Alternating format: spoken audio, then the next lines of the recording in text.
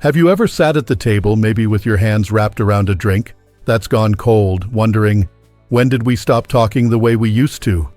Or maybe it's a text that goes unanswered, a birthday call that never came, or just that heavy silence that fills the space between you and your adult child.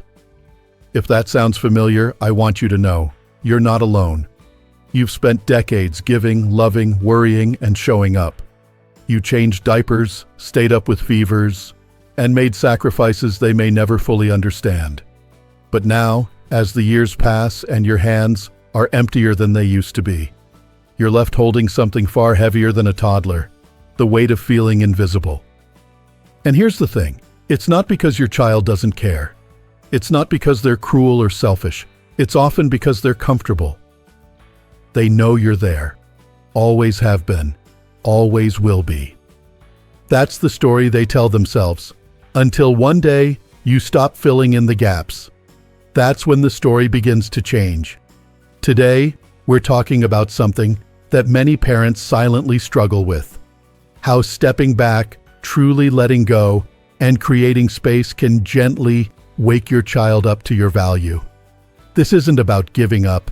It's about regaining your strength, your peace, and your sense of self. So stay with me. We're going to walk through this together, heart to heart. Let's start here. Real change doesn't happen when you grit your teeth and try to look strong on the outside. It happens when you actually detach, not out of bitterness, but out of love for yourself. There's a difference between pretending not to care and genuinely choosing peace. One wears you down, the other sets you free. You see, pretending to be strong often comes with a lot of inner noise. You tell yourself you won't reach out first, but then you check your phone 10 times in an hour. You say you're done giving so much, but you still send money when they don't ask. You try to hold your ground, but inside, you're still aching for a sign, a call, a thank you. That's not real detachment. That's survival mode. And honestly, it's exhausting. True detachment feels different. It's not loud. It's not dramatic. It's peaceful.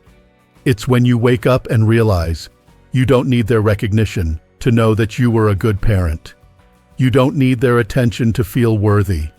You begin to understand that showing up for yourself doesn't mean shutting them out. It means opening the door back to you. And when that happens, when your energy shifts from chasing to simply being, they feel it. Maybe not today, maybe not next week, but they feel it. Now let's talk about silence. Not the cold, punishing kind. I'm not talking about slamming the door or deleting their number. I'm talking about the kind of silence that replaces endless explaining. The silence that shows, without words, that you're no longer waiting, in the doorway of their life with your arms open, asking to be seen. Silence, real silence, is powerful. It says, I love you, but I will no longer beg for your love in return. It's not about teaching them a lesson. It's about giving yourself room to breathe. So many parents feel the need to remind their adult children of their efforts. Don't you remember the nights I stayed up with you? I always picked you up from practice. I gave up so much for you. But here's a hard truth. The more you try to make someone see your worth, the more they assume you doubt it yourself. It's not fair, but it's human nature. Sometimes the most loving thing you can do, for both of you, is to step back and allow your child to feel your absence. Not out of revenge, but out of respect for yourself and for their journey. And here's where it gets interesting. Silence creates space, and space creates awareness. When you stop showing up in the exact same way, when you stop texting every morning or commenting on every social media post, there's a shift. You become less predictable, less automatic. And that unpredictability does something surprising. It wakes people up. You may have always been the first to say, I love you. The one to send reminders, to fix things, to be there. But what happens when you pause? What happens when you let that space breathe? They start to notice, they start to wonder, and more importantly, they start to think. That's when your child might say, Mom didn't call this week, or Dad hasn't asked how I'm doing lately. And that little moment of wondering, that's the beginning of reflection. Now, I want to be clear. We're not trying to play games here. This isn't manipulation. It's not about making them feel guilty or chasing you down. This is about allowing reality to speak louder than words. If you've spent years pouring your heart into someone, constantly showing up without reciprocation, and now you feel empty, maybe it's time to stop pouring for a while. Let the cup sit. Let them come to it when they're ready. And if they don't, we'll talk about that too. But for now, here's what I want you to take to heart. Your love is still real, even when you stop offering it on demand. Your worth as a parent does not disappear just because your child hasn't seen it lately. You were there. You gave your best. And now it's okay to rest. You don't need to keep proving your value. You don't need to chase their attention. Because the truth is, when you stop trying so hard to stay in their life, that's often when they realize how much space you actually held. And if they don't see it right away, that's not your failure. That's their process. But in the meantime, you get to heal. You get to come back home. To you. Let's keep going. You know, one of the most surprising things about pulling back, truly stepping away from always being the one to reach out, fix, or smooth things over, is how much clarity it gives you. Not about them, but about you. When you shift from constantly wondering what they're thinking to noticing how you're feeling, that's when the real transformation starts. You begin to reclaim your time, your energy, your peace. It's like turning the volume down on their absence and turning the light back on inside yourself. You start noticing small things again. Your morning walk, the way the light falls through the window, that book you meant to read last spring. You start living not in the shadow of being forgotten, but in the warmth of remembering yourself. And here's the truth. When you stop trying to get back into someone else's story, you finally get the chance to write your own chapter. Maybe for the first time in years. That's what detachment really does. It's not about rejecting your child. It's about refusing to reject yourself. So, let's talk about something powerful that often gets overlooked. What happens when you become less predictable? When you're always available, always answering every message within minutes, always jumping in to solve problems or offer advice.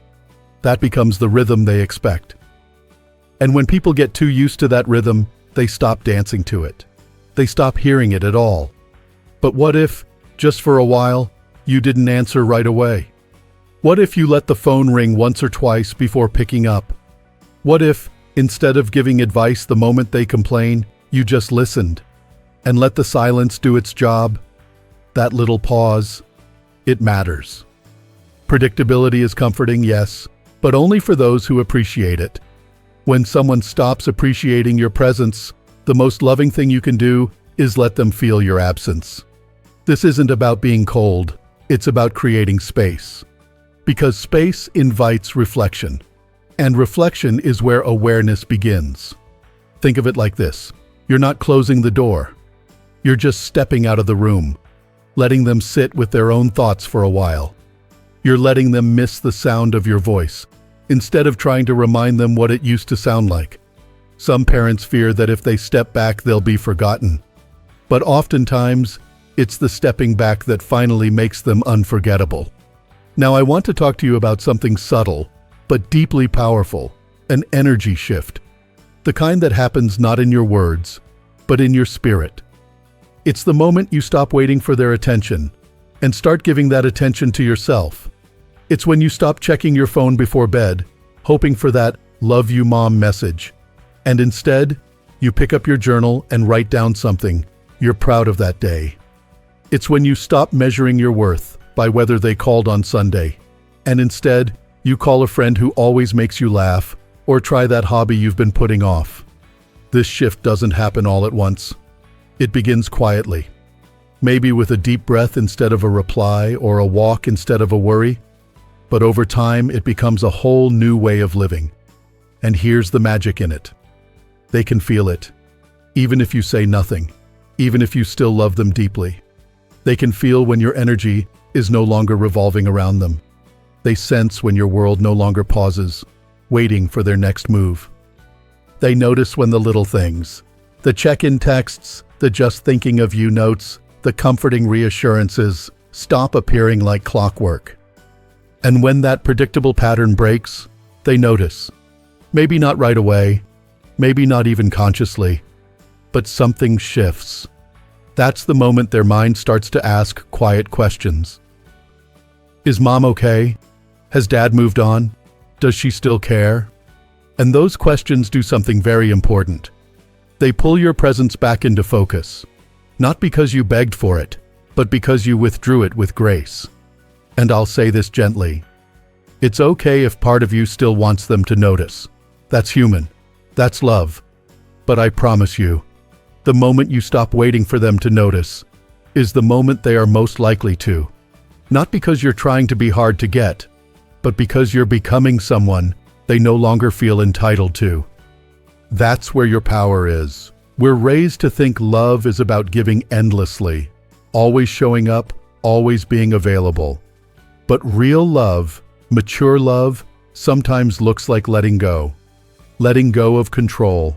Letting go of outcomes. Letting go of trying to be everything for someone who doesn't realize they already have more than enough.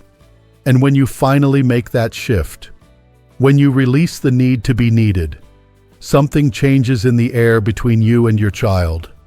The old pattern breaks. The dance they're used to no longer works. And now they're left with silence and questions. That's where growth happens. Not just for you, but for them.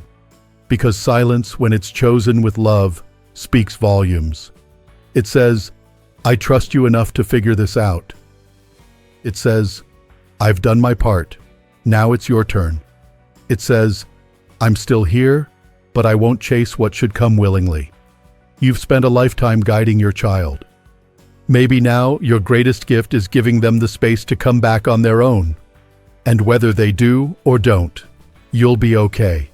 More than okay. Because this journey you're on isn't about getting them back. It's about getting you back. If there's one truth I hope you carry with you from this conversation, it's this. Your love doesn't become more real by being constantly expressed. And it doesn't lose its power when it's held in silence.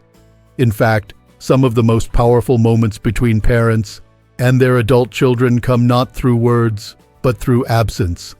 Not through reminders, but reflection.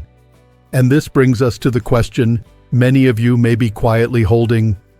What happens if they come back, and what if they don't? It's a hard question, I know. Because as a parent, there's a part of you that always hopes the door stays open, that one day they'll walk through it. Maybe softer, maybe wiser, maybe finally seeing what they didn't before. And sometimes they do. Sometimes the silence becomes too loud for them to ignore. The sudden quiet of your absence starts to echo. They begin to miss your voice, your presence, your steady care that they once took for granted. That's when they reach out. Maybe awkwardly, maybe slowly, maybe with a little pride still stuck in their throat. But they reach out. And when that happens, you'll be ready. Not with anger, not with bitterness, but with clarity. Because you will have had the time to find your peace again. You'll know the difference between being needed and being valued. If they return, let it be because they see you now. Not because they miss what you gave, but because they finally recognize who you are. But maybe they don't come back. Maybe weeks turn into months, and that silence remains. I want you to hear this with all the love I can offer. You are still enough.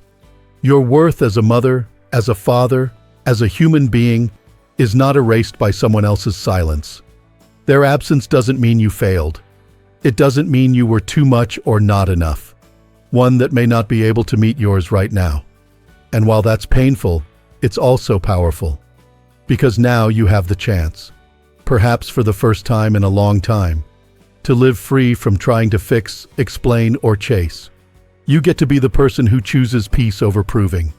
You get to reclaim your time, the quiet mornings, the unhurried evenings, the joy of deciding what you need, instead of constantly adjusting to someone else's distance.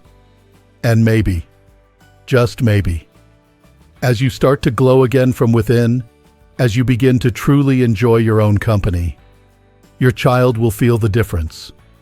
People can sense when the person they once leaned on has found strength in standing alone. That strength is magnetic, not because it pulls them in, but because it stands firm whether they come or not. That's the kind of presence that inspires real change.